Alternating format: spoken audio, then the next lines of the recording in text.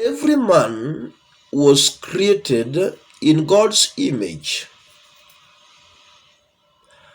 and I want to be clear that both saved and the non-believers were created in God's image. And now somebody might ask that if we all look like God, why is it that some are saved and some are not saved? I want you to understand that when God created man, there's something he put in men which is not in animals, is not in insects. And this is what is bringing distinction between men and other creation. And that is what we call the spirit from God. I want you also to understand that the spirit from God is different with the spirit of God. The spirit from God is different from the spirit of God. As I say that, I want you also to know that every man has a spirit from God, and not that every man has the spirit of God. Men were created with a spirit from God, and that spirit from God is what we call the image of God. So, for someone, on the other end, for someone to receive the Spirit of God, you must be saved. You must accept Christ as your personal Savior. So you can have the Spirit of God, but you can have the Spirit from God, but you are lacking the Spirit of God.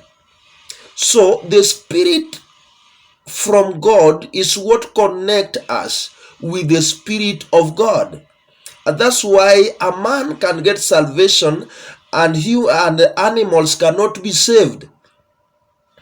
So when we were created, every man, we were given that image of God. It means that we are not looking like God physically, but there's something in us which is looking like God. There's something we share in common with God Himself. That is His Spirit. The Spirit from Him, that we have the image. That image is what distinct us from the animals, from the insects, from any other creation. That image. And that's why men have the image of God Himself.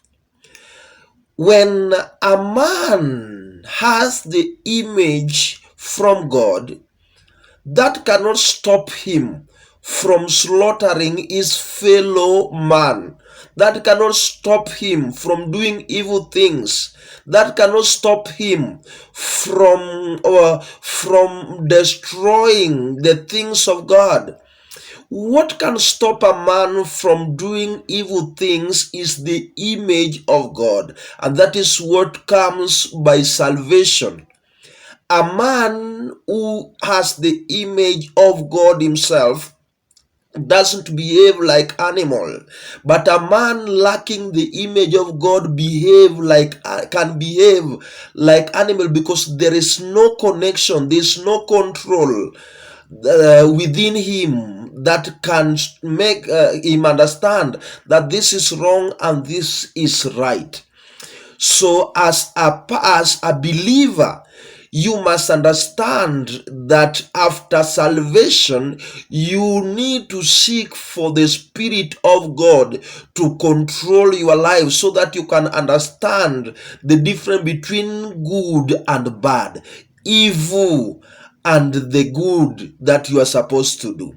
So what separates the men that are saved and non-believers is that connection between God and the human. And what can bring that connection is what we call the Spirit of God. When the Spirit of God is with us, now